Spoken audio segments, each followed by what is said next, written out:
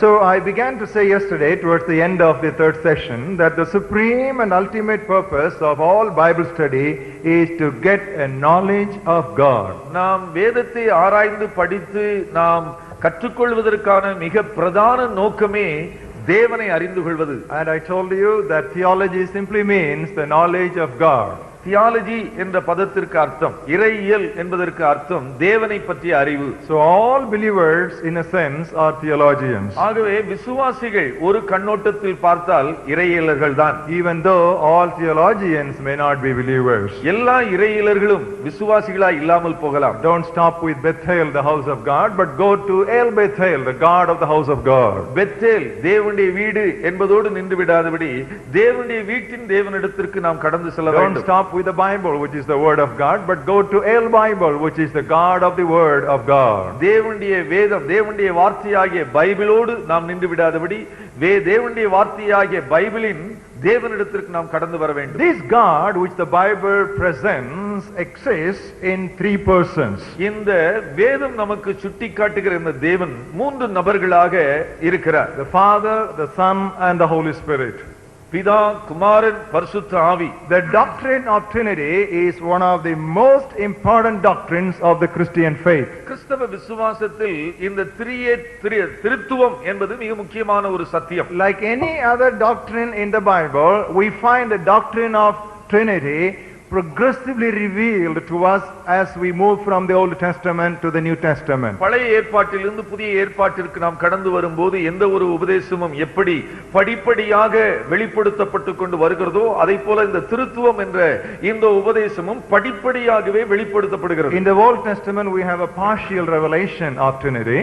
பழைய ஏற்பாட்டிலே திருத்துவத்தினுடைய பகுதியான வெளிப்பாடு இருக்கிறது. And in the New Testament we have a fuller revelation of Trinity. புதிய ஏற்பாட்டிலே திருத்துவத்தின் முழுமையான வெளிப்பாடு இருக்கிறதை காண்கிறோம். We'll begin with the Old Testament. பழைய ஏற்பாட்டில் ஆரம்பிக்கலாம். Now several of you asked, what is the subject, brother, that you began yesterday evening? நேற்று மாலையில் ஆரம்பித்த பாடத்தினுடைய தலைப்பு என்ன என்று ஒருவர் கேட்டார். Now you know the subject, so you can write it down. நீங்கள் இப்பொழுது அந்த தலைப்பு தெரிந்திருக்கிறது, எழுதிக் கொள்ளலாம். Now we will begin with the Old Testament. பழைய ஏற்பாட்டில் நாம் ஆரம்பிக்கிறோம். Book of Genesis chapter 1 and verse 26. யாத்திரையாகம புத்தகம் முதல் அத்தியாயம். Book of Genesis. ஆதியாகம புத்தகம் முதல் அத்தியாயம் 26ஆம் வசனம். Then God said, let us make man in our image according to our likeness. பின்பு தேவன் நமது சாயலாகவும் நமது ரூபத்தின்படியேயும் மனுஷனை உண்டாக்குவோமாக. Underline these words, us, our image, our likeness. Us, our and our.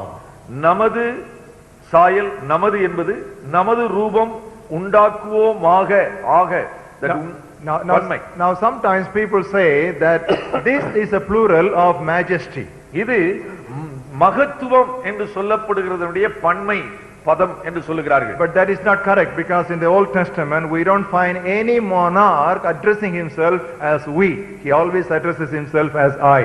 பழைய ஏற்பாட்டில் நாம் வாசிக்கிற எந்த ஒரு சக்கரவர்த்தியும் நாம் என்று சொல்லாமல் நான் என்று தான் சொல்லுகிறார். And others say that in this creation plan God was speaking to angels. இன்னொரு விளக்கம் என்னவென்றால் சிருஷ்டிப்பின் பணியிலே தேவன் தன்னுடைய தூதர்களோடு பேசினார் என்று சொல்லுகிறார். God never involved angels in creation, and man is not created in the image of angels, but God says in our image. சிருஷ்டிப்பின் பணியிலே தேவன் தூதர்களை ஈடுபடுத்தவில்லை. ஏனென்றால் தூதர்களுடைய சாயலாக மனுஷன் சிருஷ்டிக்கப்படவில்லை, தேவனுடைய சாயலாக சிருஷ்டிக்கப்பட்டிருக்கிறார். Now book of Genesis chapter 3 and verse 22. ஆதியாகமம் 3:22. Then the Lord God said, behold, the man has become like one of us. பின்பு தேவனாகிய கர்த்தர் இதோ மனுஷன் நன்மை தீமை அறியத்தக்கவனாய் நம்மில் ஒருவரை போலானான். நம்மில். So again we have the plurality of God. அங்கும் கூட தேவனை பன்மை பதத்தில் சொல்லப்பட்டிருக்கிறது. And come with me to the 11th chapter. 11ஆம் அத்தியாயம். The Babel incident. பாபேல் கோபுரத்தின் சம்பவம். We read in verse 7. 7ஆம் வசனம். Come, let's go down, and they are confused their language. நாம் இறங்கி போய் அவர்கள் பாஷையை தாறுமாறாக்குவோம். நாம். Now we leave out the other examples and quickly come to a classic example in book of Isaiah, which we often quote in missionary challenge meetings. மற்ற எடுத்துக்காட்டுகள் எல்லாம் இடையில விட்டுவிட்டு ஏசாயா தீர்க்கதரிசன புத்தகத்தில் மிஷனரி சவால் வார்த்தையாக நாம் அடிக்கடி பயன்படுத்துகிற பதங்களை பார்க்கலாம். That is the 8th verse of the 6th chapter of Isaiah. ஏசாயா 5:8. I heard the voice of the Lord saying, whom shall I send and who will go for us? பின்னும் நான் யாரை பின்பு யாரை நான் அனுப்புவேன், யார் நமது காரியமாய் போவான். You see, there is a change. It says I, first person singular, and suddenly it changes to first person plural. Whom shall I send, and who will go for us? First person singular and first person plural used interchangeably together. இங்கே இந்த பதம் தன்னிலை ஒருமைப்பாட்டில் சொல்லப்பட்டு பிறகு பன்மையில் பன்மை எதிர் பன்மை எதிர் ஒருமை பன்மை இல்ல ஒருமை. What is தன்னிலை? First person singular and first person plural. First person தன்னிலை ஓகே, தன்னிலை ஒருமை தன்னிலை பன்மை. Okay, and it is interchangeably used. அது ஒன்றோடு ஒன்று மாற்றப்பட்டு பயன்படுத்தப்படுகிறது. So there's a very positive proof for Trinity. இது திருத்துவத்திற்கு ஒரு நல்ல சாதகமான எடுத்துக்காட்டு. And Psalm 45 and verses 6 and 7. சங்கீதம் 45 6 7. Your throne, O God, is forever and ever. A scepter of righteousness is the scepter of your kingdom. தேவனே, உமது சிங்காசனம் என்றென்றைக்கும் உள்ளது, உமது ராஜ்யத்தின் செங்கோல் நீதியுள்ள செங்கோலாய் இருக்கிறது. You love righteousness and hate wickedness. நீர் நீதியை விரும்பி அக்கிரமத்தை வெறுக்கிறீர். Therefore God, your God, has anointed you. ஆதலால் தேவனே, உம்முடைய தேவன் உமது தோழரை பார்க்கிலும் ஆனந்த தைலத்தினால் அபிஷேகம் பண்ணினார். Here is God addressing God.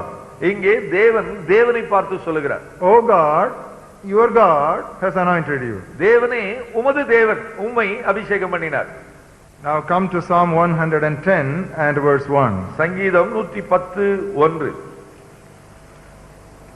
The Lord said to my Lord, sit at my right hand till I make your enemies your footstool. கர்த்தர் என் ஆண்டவரை நோக்கி, நான் உம்முடைய சத்துருக்களை உமக்கு பாதபடியாக்கி போடும் வரைக்கும் நீர் என்னுடைய வலது பார்சத்தில் உட்காரும் என்றார்.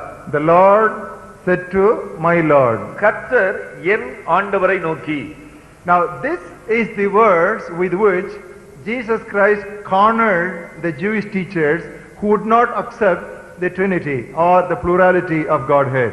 இந்த ஒரு வசனத்தை எடுத்துதான் ஆண்டவராகிய இயேசு கிறிஸ்து அந்த யூத மார்க்க தலைவர்களை கேள்வி கேட்டு மடக்கினார். ஏனென்றால் யூதர்கள் தெய்வம் பன்மையில் இருக்கிறார் என்று அவர்கள் நம்புவதில்லை. Now turn with me to Matthew, where Jesus used this to whip those religious leaders. அந்த மார்க்க தலைவர்களை சாட்டையடி கொடுத்தது போல பேசின வார்த்தையை மத்தேயு நற்செய்தியில் பாருங்கள். 22nd chapter, 22ஆம் அத்தியாயம், reading from verse 41. 41 முதல். While the Pharisees were gathered together, Jesus asked them, what do you think about the Christ? Whose son is he? பரிசேயர் கூடி இருக்கையில் இயேசுவை நோக்கி, கிறிஸ்துவை குறித்து நீங்கள் என்ன நினைக்கிறீர்கள்? அவர் யாருடைய குமாரன் என்று கேட்டார். They said to him, the son of David. அவர் தாவீதின் குமாரன் என்றார்கள். He said to them, அதற்கு அவர், how then does David in the spirit call him Lord, saying, the Lord said to my Lord, sit at my right hand? தாவீது பரிசுத்த ஆவியினாலே அவரை ஆண்டவர் என்று சொல்லி இருக்கிறது எப்படி? நான் உம்முடைய சத்துருக்களை உமக்கு பாதபடியாக்கி போடும் வரைக்கும் நீ என்னுடைய வலது பார்சத்தில் உட்காரும் என்று கர்த்தர் என் ஆண்டவரோடே சொன்னார் என்று சொல்லி இருக்கிறானே. The Lord said to my Lord. How is it possible? கர்த்தர் என் ஆண்டவருடனே என்பது எப்படி முடியும்? And verse 46. 46. No one was able to answer him a word. அதற்கு மாறுத்திரமாக ஒருவனும் அவருக்கு ஒரு வார்த்தையும் சொல்லக்கூடாது இருந்தது. See, it does not say no one was able to answer him. It says no one was able to answer him a word. அங்கே ஒருவனும் ஒரு பதில் சொல்ல முடியவில்லை என்று சொல்லாமல் ஒரு வார்த்தையும் சொல்லக்கூடாது இருந்தது.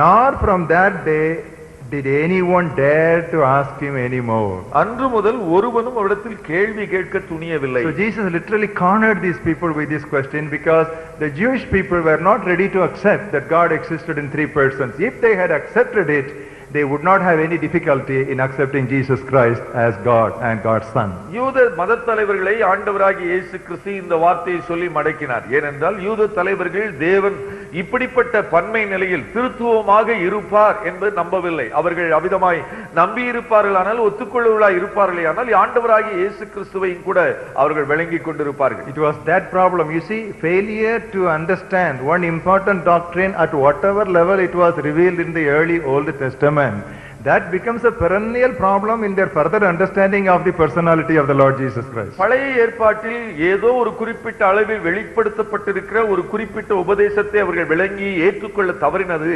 அவருடைய வாழ்க்கையில நெடுகவே ஒரு பிரச்சனையாக மற்ற சத்தியங்களை அறிந்து கொள்வதற்கு தடையாய் வந்துவிட்டது. To the extent that they were ready to crucify that God.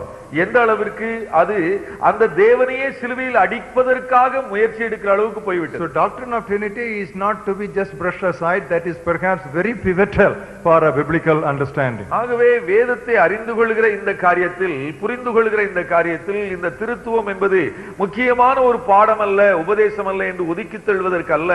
அதை நாம் முக்கியமாக இல்லாவிட்டால் அதுதான் மிக திறந்த ஒரு முக்கியமான ஒரு உபதேசமாய் காணப்படுகிறது. Even today, failure to understand and appreciate the doctrine of Trinity has led to so many other doctrines which we are all coming. So I am now laying a foundation for that. நாம் இந்த நாட்களில் காண்கிற அநேக துரு உபதேசங்களுக்கு காரணம் இல்லாவிட்டால் அடிப்படையா இருப்பது இந்த திருத்துவத்தை குறித்த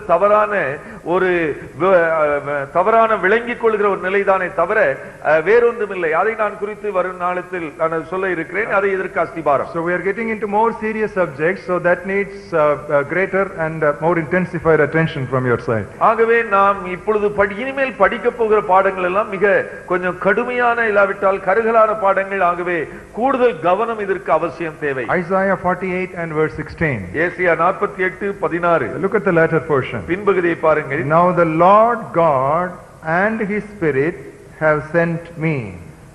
கர்த்தராகிய ஆண்டவரும் அவருடைய ஆவியும் என்னை அனுப்புகிறார். See beautifully the Lord Jesus Christ, a messianic passage in the Old Testament. பழைய ஏற்பாட்டில் இருக்கக்கூடிய ஒரு மேசியாவை குறித்த தீர்க்கதரிசனம். The Lord God, obviously referring to the Father. கர்த்தராகிய ஆண்டவர் பிதாவாகிய தேவனை குறிக்கிறது. And his Spirit, referring to the Holy Spirit. அவருடைய ஆவி பரிசுத்த ஆவியாவை குறிக்கிறது. And they together have sent me to அவர்கள் இருவரும் என்னை அனுப்புகிறார்கள். See what a classic passage. These passages all you should remember even with reference, and you should memorize them. இந்த குறிப்பு வசனங்களை நாம் சரியாக அந்த வசன குறிப்போடு அறிந்து கொள்ள வேண்டியது மிக மிக அவசியம். Now we will move on to the New Testament. புதிய ஏற்பாட்டிற்கு போகலாம். Luke's Gospel chapter 1 and verse 35, associated with the birth of the Lord Jesus Christ. லூக்கா நற்செய்தி நூல் முதல் அத்தியாயம் 35வது வசனம் ஆண்டவராகிய இயேசு கிறிஸ்துவின் பிறப்போடு சம்பந்தப்பட்டது. The angel answered and said to her, தேவதூதன் அவளுக்கு பிரதியுத்தரமாக, the Holy Spirit will come upon you. That is the third person of Trinity. பரிசுத்த ஆவி உன்மேல் வரும். திருத்துவத்தின் மூன்றாம் நபராகிய பரிசுத்த ஆவியானவர். The power of the highest will overshadow you. That is the power of God the Father.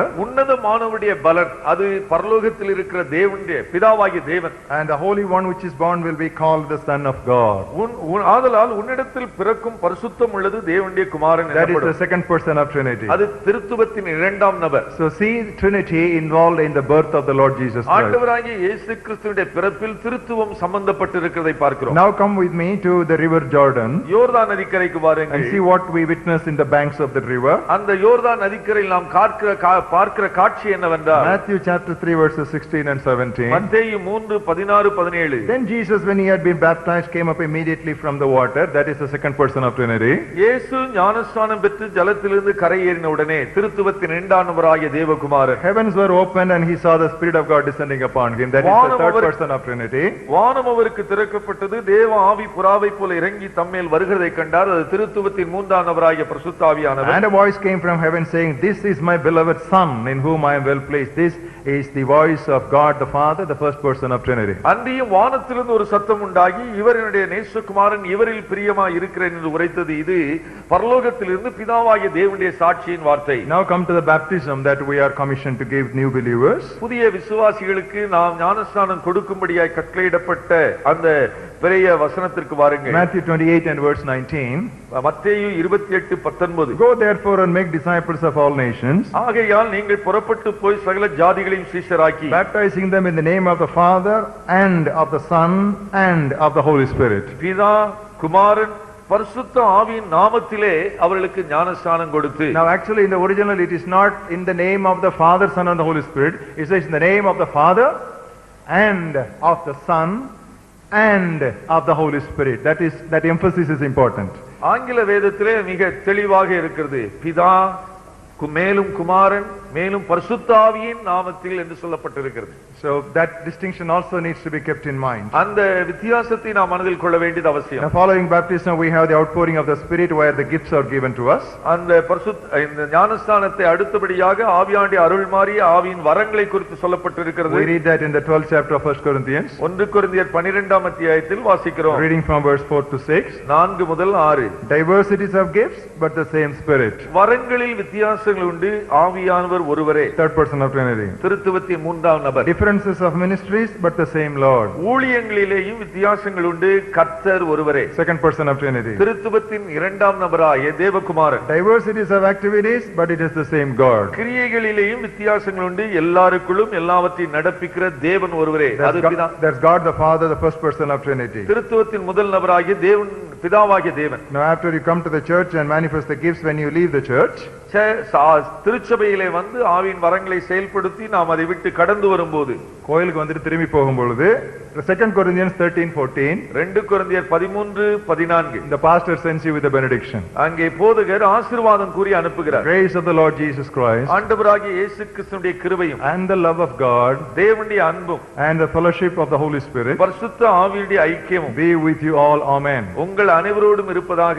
Amen. Now this is very similar to the Aaronic benediction we read in Numbers 6th chapter. எண்ணாகமம் 6ஆம் அத்தியாயத்தில் வாசிக்கிறோம் அல்லவா, ஆரோனுடைய ஆசீர்வாதத்திற்கு ஒப்பானது. Numbers 6th chapter verses 24 to 26. எண்ணாகமம் 6:24 முதல் 26. The Lord bless you and keep you. கர்த்தர் உன்னை ஆசீர்வதித்து காக்க கடவர். That is one person of Trinity. அது திருத்துவத்தின் ஒரு நபர்.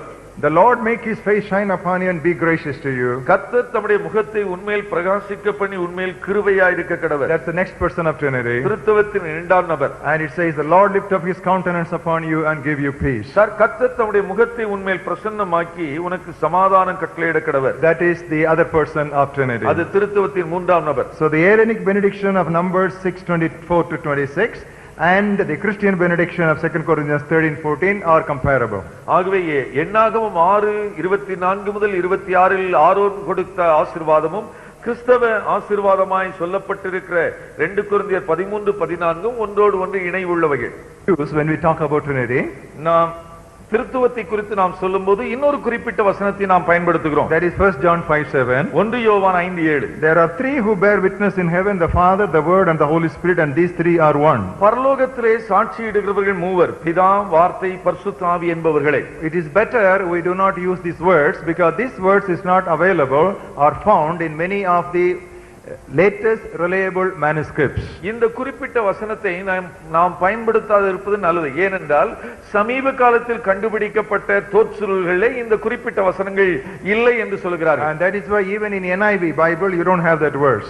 ஏனென்றால் அந்த அப்படி இருப்பதினால் தான் NIV மொழிபெயர்ப்பிலே அந்த வசனம் இல்லை. So it's better we don't take this questionable passage to prove a very important doctrine. We have got so many other verses and they are enough for it. அநேக சந்தேகத்திற்கு இடமான இப்படிப்பட்ட வசனங்களை எடுத்து முக்கியமான உபதேசத்தை நிரூபிக்க நாம் முயலக்கூடாது.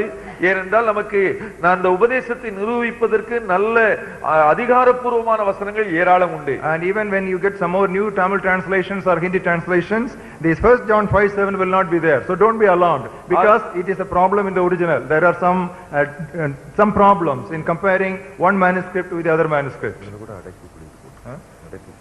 Even the Tamil Bible, even Tamil Bible it is within brackets, so that means it is questionable. Very good. Tamil வேதாகமத்தில் கூட இந்த வசனங்கள் அடைப்புக்குறிக்குள் போடப்பட்டிருக்கிறது. இனி வரக்கூடிய மொழிபெயர்ப்புகளில் கூட அவ்விதமாக அந்த குறிப்பிட்ட வசனம் அந்த 5:7 என்பது இல்லாமல் போகலாம். அவ்விதமா இருந்தால் நாம் ஆச்சரியப்படக்கூடாது. When you just a few examples, now there are so many texts, but just a few examples from the Old Testament and New Testament to say that the doctrine of Trinity is there in the Bible. நான் பழைய ஏற்பாட்டிலும் புதிய ஏற்பாட்டிலும் இருந்து ஒரு சில வசனங்களை தான் உங்களுக்கு இந்த திருத்துவத்தின் உபதேசம் என்பது வேதத்தில் இருக்கிற ஒன்று என்பதை நிரூபிப்பதற்காக நான் சொல்லி இருக்கிறேன். But in order to understand this doctrine of Trinity, we need to summarize it under three important sentences. I am going to dictate them, please take them down. இந்த திருத்துவத்தினுடைய உபதேசத்தை நாம் சரிவர விளங்கிக் கொள்வதற்காக ஒரு 3 வார்த்தைகள் இருக்கிறது. அதை நான் உங்களுக்கு சொல்கிறேன், நீங்கள் எழுதிக் கொள்ளுங்கள். God is 3 persons. தேவன் 3 நபர்களாய் இருக்கிறார். God is 3 persons. தேவன் மூன்று நபர்களாய் இருக்கிறார். Statement number 2. இரண்டாவது வார்த்தை, Each person is fully God. ஒவ்வொரு நபரும் முழுமையான தேவனானவர். Each person is fully God. ஒவ்வொரு நபரும் முழுமையான தேவனானவர். Statement number 3. மூன்றாவது வார்த்தை, There is one God. தேவன் ஒருவரே. There is one God. தேவன் ஒருவரே. Now we will quickly go through each of them with some biblical examples. இந்த ஒவ்வொரு வார்த்தையும் நாம் வேத வசன எடுத்துக்காட்டுகளோடு நாம் பார்க்கலாம். Number 1, God is three persons. தேவன் மூன்று நபராய் இருக்கிறார். John chapter 14 and verse 26. யோவான் 14:26. John 14:26, quick. யோவான் 14:26. Open your Bibles. உங்கள் வேத புத்தகத்தை திறந்து பாருங்கள். The helper, the Holy Spirit, whom the Father will send in my name, he will teach you all things and bring to your remembrance all things that I said to you. என் நாமத்தினாலே பிதா அனுப்பப் போகிற பரிசுத்த ஆவியாகிய தேற்றரவாளனே எல்லாவற்றையும் உங்களுக்கு போதித்து நான் உங்களுக்கு சொன்ன எல்லாவற்றையும் உங்களுக்கு நினைப்பூட்டுவார். The Holy Spirit, பரிசுத்த ஆவி, whom the Father will send பிதா அனுப்பப் போகிறார், in my name. என் நாமத்தில் அனுப்புவார். The Father is not the Son. பிதா குமாரன் கிடையாது. The Son is not the Holy Spirit. குமாரன் பரிசுத்த ஆவி கிடையாது. The Holy Spirit is not the Father. பரிசுத்த ஆவி பிதா கிடையாது. I am telling some very important truths, and then on the basis of this I am going to keep you from several false doctrines. நான் மிக முக்கியமான ஒரு சத்தியத்தை உபதேசத்தை உங்களோடு சொல்லிக் கொண்டிருக்கிறேன். இவைகளை நீங்கள் சரிவர அறிந்து கொள்ளும்போது அநேக துருபதேசங்களிலிருந்து நீங்கள் பாதுகாக்கப்படுவீர்கள். The Father is not the Son. பிதா குமாரன் கிடையாது. The Son is not the Holy Spirit. குமாரன் பரிசுத்த ஆவி கிடையாது. The Holy Spirit is not the Father. பரிசுத்த ஆவியானவர் பிதா கிடையாது. The Holy Spirit, whom the Father will send in my name, will teach you all things. பிதாவினால் அனுப்பப் போகப்படுகிற பரிசுத்த ஆவியானவர், No, என் நாமத்தில். பிதாவானவர் என் நாமத்தினால் அனுப்பப் போகிற பரிசுத்த ஆவியானவர் நான் உங்களுக்கு சொன்னவைகளை நினைப்பூட்டுவார். Acts of the Apostles 7th chapter, see the vision of the first martyr of the church. சபையின் முதல் இரத்த சாட்சி ஆகிய ஸ்தேவானுடைய பரலோக காட்சியை பாருங்கள். 7th chapter of Acts and verse 55. அப்போஸ்தலர் நடவடிக்கைகள் 7:55. Stephen being full of the Holy Spirit, ஸ்தேவான் பரிசுத்த ஆவியினாலே நிறைந்தவனாய், filled with the third person of Trinity, திருத்துவத்தின் மூன்றாம் நபராகிய பரிசுத்த ஆவியானவர், gazed into heaven and saw the glory of God and Jesus standing at the right hand of God. வானத்தை அண்ணாந்து பார்த்து தேவனுடைய மகிமையும் தேவனுடைய வலது பார்சத்தில் இயேசுவானவர் நிற்கிறதையும் கண்டான். God and Jesus at his right hand, and here the man could see that with the fullness of the Spirit. தேவன் அவருடைய வலது பார்சத்தில் ஆண்டவராகிய இயேசு கிறிஸ்துவை பூமியில் இருக்கிற மனிதன் காண்கிறார். The Holy Spirit is not merely a power, he is a person. பரிசுத்த ஆவியானவர் என்பது வெறும் வல்லமை கிடையாது, அவர் ஒரு ஆழ்த்தத்துவம் உள்ள நபர். Because we have said God is three persons. என்றால் முதலாவது நாம் சொல்லியிருக்கோம் தேவன் மூன்று நபராய் இருக்கிறார். Suppose the Holy Spirit is simply a power. ஒருவேளை பரிசுத்த ஆவியானவர் வெறும் வல்லமை என்று எடுத்துக்கொண்டால் how would we read Luke 4:14? லூக்கா 4:14 எப்படி வாசிப்போம்? Luke 4:14. Luca 4:14. Then Jesus returned in the power of the power to Galilee. பின்பு இயேசு பலத்தினாலே கலிலேயாவுக்கு திரும்பி வந்தார்னு சொல்லுவோமா? It makes no sense, isn't it? அது எந்த அர்த்தத்தையும் கொடுக்காது. But it says the power of the Spirit. It is not power of the power. பின்பு இயேசு ஆவியானவருடைய பலத்தினால் என்று சொல்லியிருக்கிறது. ஆவியானவர் அது நபர்.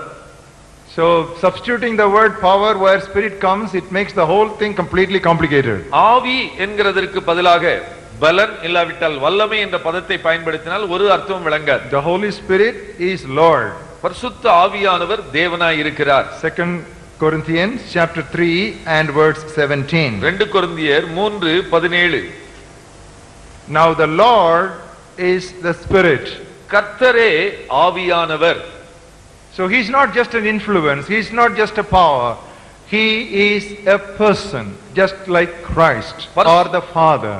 பரிசுத்த ஆவி என்பது ஒரு தூண்டு சக்தி அல்ல, வல்லமை அல்ல, பலன் அல்ல. அவர் பிதாவாகிய தேவனை போல குமாரனாகிய இயேசு கிறிஸ்துவை போல அவரும் ஒரு ஆழ்த்தத்துவம் உடைய நபர். So if we think of the Holy Spirit as a power or as a heat or as an electricity or as a fluid, our response also will be funny. நாம் பரிசுத்த ஆவியானவரை ஒரு வல்லமையாக, இல்லாவிட்டால் மின்சாரம் போல, இல்லாவிட்டால் நதி போல ஓடுகிற தண்ணீராக நாம் கற்பனை செய்தால் நம்முடைய செயல்களும் வினோதமாய்த்தான் இருக்கும். But if you imagine and if you understand him as a person, your response will be your response to a person. ஆனால் அவரை ஒரு நபராக, ஆழ்த்தத்துவம் உடையவராக நாம் காணுவோமானால் அவரோடு நாம் செய்கிற கொள்ளுகிற உறவு வித்தியாசமாக ஒரு நபரோடு நாம் கொள்ளுகிற தொடர்பாக இருக்கும். The Holy Spirit is not a dove. If he is a dove, and if you think of Holy Spirit as a dove, you will go and catch him, because I love pigeons very much and I have got 15 pigeons at home. பரிசுத்த ஆவியானவரை புறா என்று நாம் கருதி நாம் புறா என்று எண்ணிக்கொண்டிருந்தால் ஒரு புறாவை பிடிப்பது போல நாம் பிடிக்கிற ஒரு சுபாவத்துக்குள்ளே வரும். ஏனென்றால் எனக்கு தனிப்பட்ட முறையிலே புறா என்றால் பிடிக்கும். He came like a dove. அவர் புறாவை போல இறங்கினார் என்று தான் சொல்லி இருக்கிறது. So our understanding of a person is very important to decide our response to that person. ஒரு குறிப்பிட்ட நபர் இன்னார் இப்படிப்பட்டவர் என்று நாம் எந்த அளவுக்கு விளங்கிக் கொள்கிறோமோ அந்த அளவுக்கு தான் அவரோடு நாம் உறவு கொள்ள முடியும். So when you say Jesus, what is your response? He is a person. So your response to him, you know what it is. So Holy Spirit is a person. So if you understand him as a person, your response will be as to a person.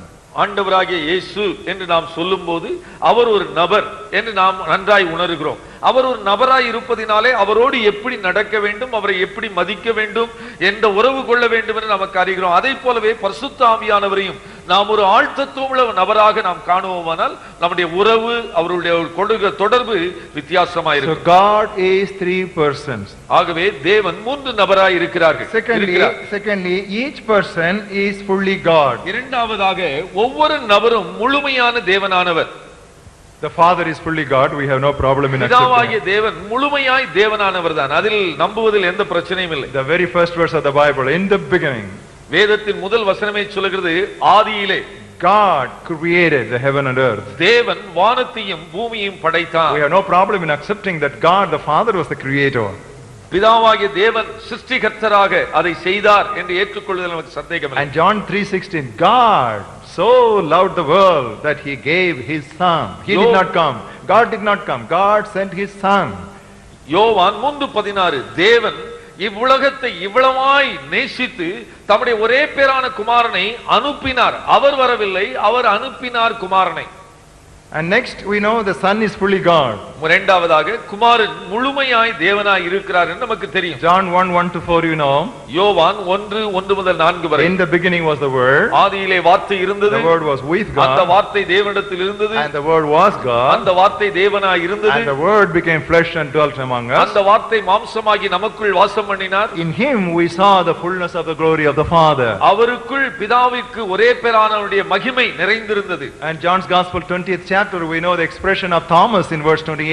யோவான் 20ஆம் அத்தியாயத்தில் தோமா ஆண்டவராகிய இயேசுவை பார்த்து அவன் சொன்ன வார்த்தையிலே ஒரு காரியம், My Lord, என் ஆண்டவரே, my God. என் தேவனே. So the Son is fully God. ஆகவே குமாரன் முழுமையும் தேவனாய் இருக்கிறார். And in John's Gospel 8th chapter, யோவான் நற்செய்தியின் 8ஆம் அத்தியாயம் verses 57 and 58, 57 58, what did Jesus say? ஆண்டவராகிய இயேசு என்ன சொல்கிறார்? Before Abraham was, I am.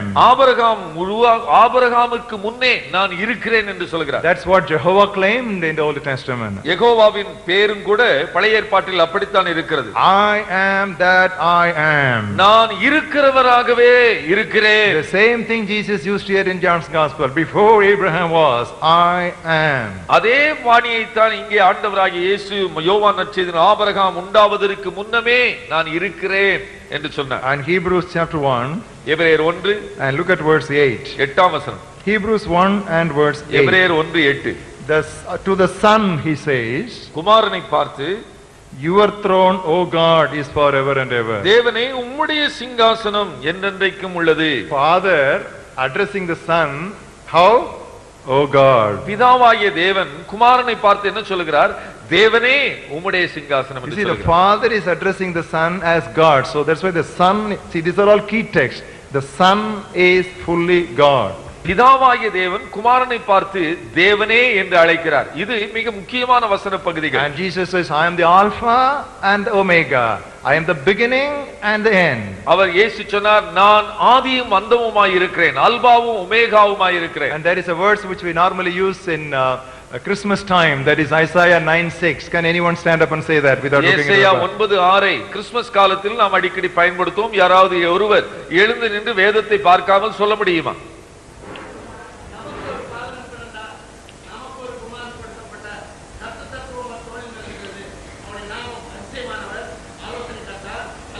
வல்லமையுள்ள, his name is called the mighty God. வல்லமையுள்ள தேவன் என்பது அவருடைய நாமம். His son, our Kumaran, and he is a babe given to us. அவர் பாலகனாய் நமக்கு கொடுக்கப்பட்டார். What is his name? அவருடைய பேர் என்ன? The mighty God. வல்லமையுள்ள தேவன். So Jesus Christ is fully God. இயேசு கிறிஸ்து முழுமையும் தேவனாய் இருக்கிறார். Thirdly, மூன்றாவதாக the Holy Spirit is also fully God. பரிசுத்த ஆவியானவரும் முழுமையான தேவனாய் இருக்கிறார். We just now referred to the baptismal formula given in Matthew 28. மத்தேயு 28ஆம் அத்தியாயத்தில் ஞானஸ்நானத்திற்காக பயன்படுத்த வேண்டிய அந்த வாசகத்தை வாசித்தோம். The Holy Spirit is treated equally at the same level with God the Father and God the Son. In the name of the Father and of the Son and of the Holy Spirit. பரிசுத்த ஆவியாகிய தேவன் பிதாவோடும் குமாரனோடும் ஒரே நிலையில் சமமாய் அங்கே கருதப்படுகிறார். And in Acts of the Apostles 5th chapter we have the Ananias Sapphira encounter with Peter. அப்போஸ்தலர் நடபடிகள் புத்தகம் 5ஆம் அத்தியாயத்தில் அனனியா சப்பீரால் பேதுருவை சந்திக்கிறதை பார்க்கிறோம். What did he say? அவர் என்ன சொல்கிறார்? You have lied to the Holy Spirit, you have not lied to man, you have lied to God. நீ மனுஷனிடத்தில் பரிசுத்த ஆவியினிடத்தில் பொய் சொன்னாய், தேவனிடத்தில் பொய் சொன்னாய் என்று You சொல்கிறார். have lied to the Holy Spirit, that means you have lied to God. நீ பரிசுத்த ஆவியினிடத்தில் பொய் சொன்னாய், அது தேவனிடத்தில் பொய் சொன்னாய் என்று சொல்கிறார். And 1 Corinthians 3rd chapter 16th verse. 1 கொரிந்தியர் 3:16 Don't you know that you are the temple of God and the Holy Spirit dwells in you? நீங்கள் தேவனுடைய ஆலயமாய் இருக்கிறீர்கள் என்றும் நீங்கள் பரிசுத்த ஆவியினிடத்தில் தங்கி இருக்கிறார் என்று அறியீர்களா? You are the temple of God. நீங்கள் தேவனுடைய ஆலயம். That means God is in the temple. தேவன் ஆலயத்தில் இருக்கிறார். And the next verse says, don't you know that the Holy Spirit dwells in you? பரிசுத்த ஆவி உங்களிடத்தில் வாசமாய் இருக்கிறார் என்று அறியீர்களா என்று சொல்கிறார். So that God in that temple is the Holy Spirit. He is God. அங்கே அந்த தேவன் பரிசுத்த ஆவி தேவனாய் இருக்கிறார். So like that we have so many examples in the scriptures to say the Holy Spirit is fully God. The Father is God, the Son is God, and the Holy Spirit is God. அவ்விதமாக வேத வாக்கியங்கள் ஏராளம் உண்டு. பரிசுத்த ஆவியானவரும் தேவனாய் இருக்கிறார் என்று. ஆகவே பிதாவாகிய தேவன், பிதா தேவனாய் இருக்கிறார், குமாரனாகிய இயேசு தேவனாய் இருக்கிறார், பரிசுத்த ஆவி தேவனாய் இருக்கிறார். Now we come to the third statement. மூன்றாவது வார்த்தைக்கு வருகிறோம். There is one God. தேவன் ஒருவரே. Now the three distinct persons of Trinity, they have the same purpose and they are also same in essence. இந்த திருத்துவத்தின் மூன்று நபர்களும் ஒரே நோக்கமுடையவர்கள், அவர்கள் ஒரே கருத்துள்ளவர்கள், ஒரே தன்மையுடையவர்கள், in essence, ஒரே தன்மையுடையவர்கள், and same nature, ஒரே சுபாவமுடையவர்கள். Now that makes them one as one God. அதுதான் அவர்களை ஒரே தேவனாக்குகிறது. Now we read that even in the Old Testament revelation of the 6th chapter of Deuteronomy. உபாகமம் புத்தகம் 6ஆம் அத்தியாயத்தில் இந்த வெளிப்பாடு இருக்கிறது. Verses 4 and 5. 4ஆம் 5ஆம் வசனங்கள். Hear, O Israel, the Lord our God, the Lord is one. இஸ்ரவேலே கேள், நம்முடைய தேவனாகிய கர்த்தர் ஒருவரே கர்த்தர். You must have seen that in some Christian films. கிறிஸ்தவ படங்களில் நீங்கள் பார்த்திருக்கலாம். That's the first thing that the priest or the scribe or the religious leader will say, Hear, O Israel, our God is one. That monotheistic belief was fundamental in Jewish history. சில படங்களிலே அந்த இஸ்ரவேல் தலைவர்கள் அந்த ஜனங்களை பார்த்து பேசும்போது, இஸ்ரவேலே கேள், நம்முடைய தேவனாகிய கர்த்தர் ஒருவரே கர்த்தர் என்று சொல்லுவார்கள். Because all the other religions, they had a multiplicity of gods and goddesses. ஏனென்றால் உலகத்தில் இருக்கிற மற்ற மதங்கள் எல்லாம் பல்வேறு வகையான தேவர்களை வணங்கி வருகிறார்கள். But that's why he said, Israel, our God is one God. இஸ்ரவேலே நம்முடைய தேவனாகிய கர்த்தர் ஒருவரே கர்த்தர் என்று சொல்கிறார். And Romans 3rd chapter 30th verse. ரோமர் 3:30. There is one God who justifies the circumcised and the uncircumcised. விருத்த சேதனம் உள்ளவர்களை விருத்த விசுவாசத்தினாலும் விருத்த சேதனம் இல்லாதவர்களை விசுவாசத்தின் மூலமாயும் நீதிமான்களாக்குகிற தேவன் ஒருவரே. And 1 Timothy 2nd chapter 5th verse. 1 தீமோத்தேயு 2:5. There is one God and one mediator between God and man, the man Christ Jesus. தேவன் ஒருவரே, தேவனுக்கும் மனுஷருக்கும் மத்தியஸ்தரும் ஒருவரே. And book of James chapter யாக்கோபு நிருபம் 2nd chapter and verse 19. 2:19. You believe there is one God and you do well. தேவன் ஒருவர் உண்டென்று விசுவாசிக்கிறாய், அப்படி செய்கிறது நல்லது. Having said all this, இவை எல்லாவற்றையும் சொன்ன பிறகு does it mean we have understood it fully? இந்த காரியங்களை முழுமையும் விளங்கிக் கொண்டோம் என்று சொல்ல முடியுமா? If you say that, that is the greatest lie ever told. அதை நாம் சொல்லுவோமானால் அதுதான் பெரிய பொய். We have to accept with all these explanations. இவ்வளவு விளக்கங்கள் இருந்தாலும் நாம் ஒத்துக்கொள்ள வேண்டியது இது. Trinity is a mystery. திருத்துவம் என்பது ஒரு ரகசியம்.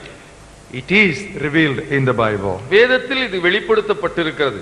It has to be accepted by faith and the other understanding of the doctrines are to be developed on that. இதை விசுவாசத்தோடு நாம் ஒத்துக்கொள்ள வேண்டும். அப்பொழுதுதான் மற்ற உபதேசங்கள் அதில் அஸ்திபாரமிட்டு வளரும். And when you work on that acceptance, things will become clearer and clearer. இந்த அங்கீகரிப்பில் நாம் நிலை பெறப்படும் போதுதான் மற்ற உபதேசங்கள் தெளிவாகும். If you touch the tree of the knowledge first, you will be denied the tree of life also. இந்த நன்மை தீமை அறியத்தக்க விருட்சத்தை முதலாவது தொட்டால் மற்ற பலன்கள் ஜீவ விருட்சம் என்பது கிடைக்காது. You must first have life and then the knowledge will follow. நமக்கு முதலாவது ஜீவன் வேண்டும், அதற்கு பிறகு அறிவு தானாய் வரும். First you receive it in your heart by faith and then you will understand in your head by your reasoning. முதலாவது விசுவாசத்திலே இருதயத்திலே ஏற்றுக்கொள்வோமானால் நம்முடைய மூளை அறிவிலே அது வரும். It is not head to heart but it is heart to head.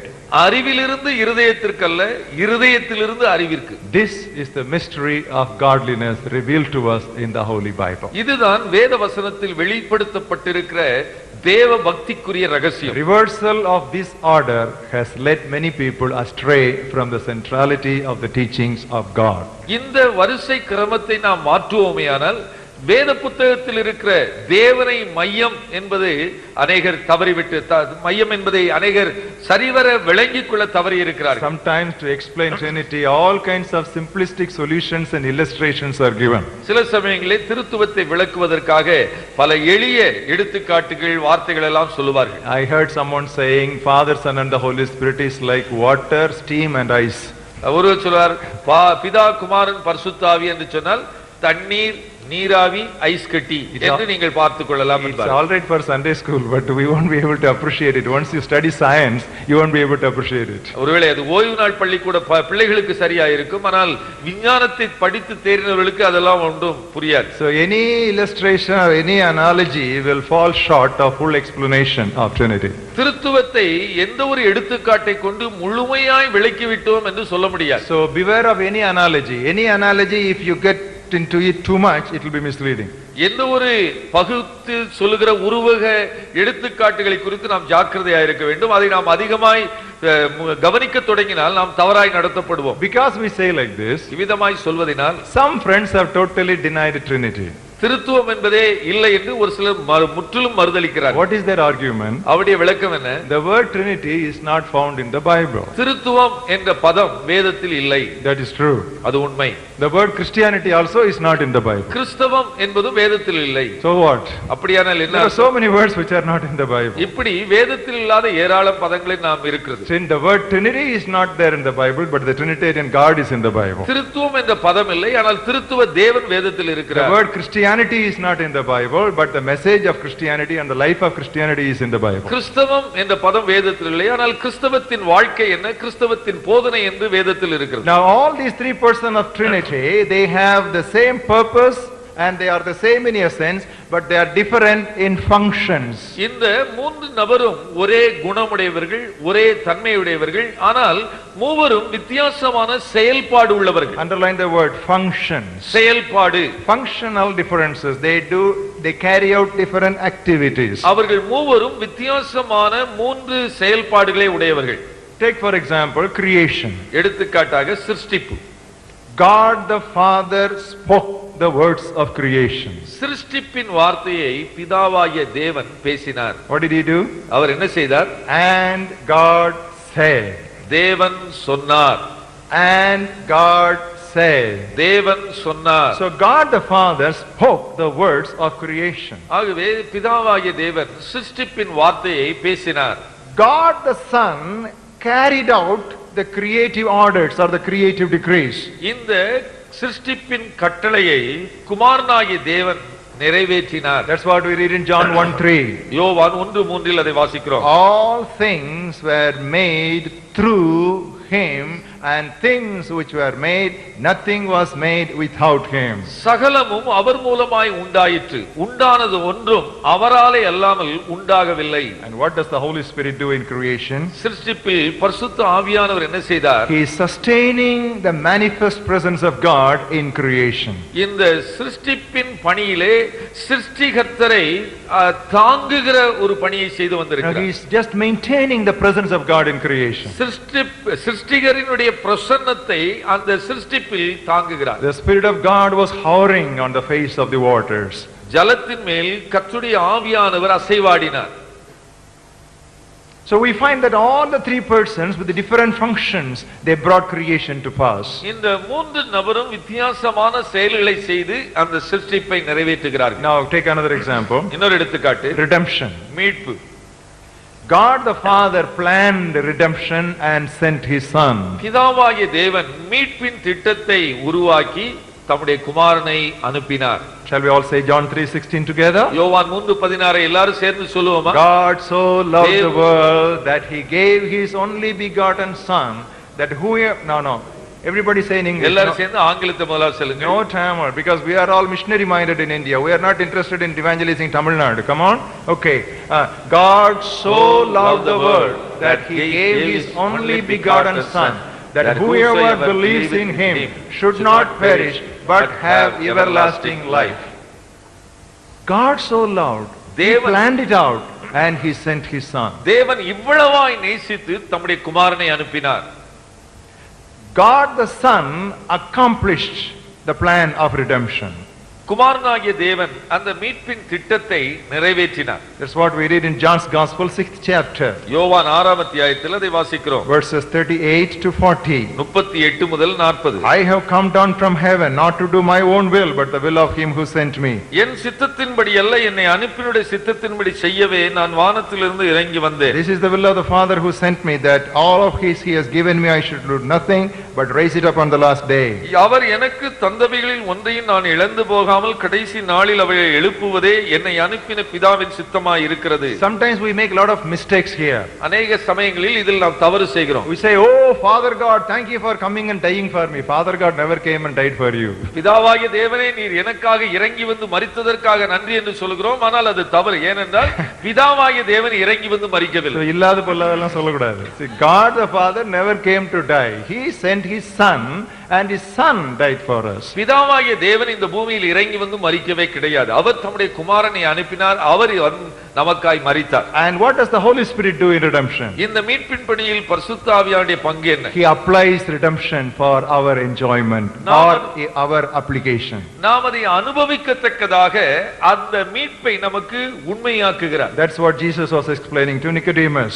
நிக்கோதேமுவுக்கு ஆண்டவராகிய இயேசு அதை விளக்கி சொன்னார். John's Gospel 3rd chapter. யோவான் 3 reading from verse 5 to 8. 5 முதல் 8. He spoke about the being born of spirit and water, and then he said that which is born of the flesh is flesh and that which is born of the spirit is spirit. So he applies redemption upon us. That is the function of the Holy Spirit. ஜலத்தினாலும் ஆவியினாலும் பிறவாவிட்டால் தேவனுடைய ராஜ்யத்தை காண மாட்டான். மாம்சத்தினால் பிறப்பது மாம்சமாய் இருக்கும், ஆவியினால் பிறப்பது ஆவியாய் இருக்கும் என்று ஆவியானவர் அந்த மீட்பின் வாழ்க்கையை நமக்கு தருகிறார். So whether you take creation or redemption or the second coming and whatever it is, you find at every stage you find that all these three persons of Trinity functioning in different areas. ஆகவே சிருஷ்டிப்பாயிருந்தாலும் மீட்பாயிருந்தாலும் இரண்டாம் வருகையாயிருந்தாலும் இந்த திருத்துவத்தின் மூன்று நபர்களும் தனித்தனி வேலை செய்துகிறார்கள் என்பதை நாம் பார்க்கிறோம். Now we move to another very delicate area. இன்னொரு கருகலான பகுதிக்கு நாம் கடந்து போகிறோம். Even though the Son and the Holy Spirit are co-equal with God the Father, they subject themselves or they subordinate themselves to God the Father in their roles. பிதாவாகிய தேவனுக்கு இணையாகவே இந்த குமாரனாகிய தேவனும் பரிசுத்த ஆவியான தேவனும் இருந்தாலும் இவர்கள் தாங்களாகவே இந்த பிதாவாகிய தேவனுடைய ஆளுகைக்கு அதிகாரத்திற்கு தங்களை கீழ்ப்படுத்திக் கொள்கிறார்கள். Now failure to understand this truth is 50% reason for most of the confusions in Christendom. இந்த ஒரு சத்திய உபதேசத்தினுடைய தாற்பயத்தை சரிவர விளங்கிக் கொள்ளாததினால் தான் இன்றைக்கு ஏறத்தாழ 50% துருபதேசங்கள் நிறைந்திருக்கின்றன, தவறான வழியில் போகிறார்கள். In some churches or in some fellowships or in some groups it is Jesus, Jesus, Jesus and finally another Jesus. ஒரு சில குழுக்களிலே இயேசுவே இயேசுவே இயேசுவே என்று வேறொரு இயேசுவுக்கு போய்விடுவார்கள். And in some circles it is Holy Spirit, Holy Spirit, Holy Spirit and another spirit. இன்னொரு சில கூட்டத்திலே பரிசுத்த ஆவி ஆவி ஆவி ஆவி என்று வேறொரு ஆவிக்கு போவார்கள். It is all because the role of Son and the Spirit to the Father has not been properly understood. ஏனென்றால் குமாரனும் பரிசுத்த ஆவியானவரும் பிதாவாகிய தேவனோடு எந்த அளவில் நிலையில் இருக்கிறார்கள் என்பதை குறித்த அறிவின்மைதான் காரணம். This has become the two camps, two divisions in Christianity. கிறிஸ்தவ வட்டாரத்தில் இரண்டு ஓரங்கள். Jesus, Jesus, Jesus. ஒன்று இயேசு இயேசு இயேசு. Spirit, Spirit, Spirit. இன்னொன்று ஆவி ஆவி ஆவி. Poor Father is forgotten. பிதாவை யாரும் நினைப்பதே கிடையாது.